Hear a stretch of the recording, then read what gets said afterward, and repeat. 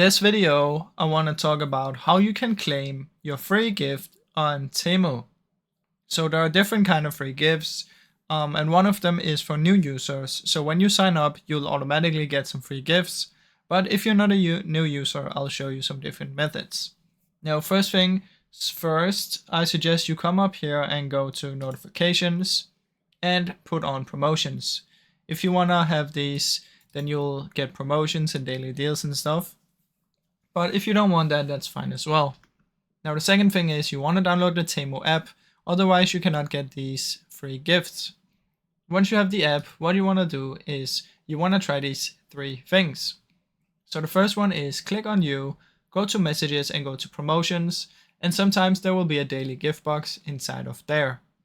The second one is you can play the games inside of Temu, and once you play these games, you might get free bonuses, free credit, or free gifts. Now the last one is try and search for claim credit in the search bar, and you might be able to find some free credits. So these are currently the free ways that I know of, besides getting it for new users. So I really hope you enjoyed this video. If you did, please leave a like and subscribe, as it helps me out a ton.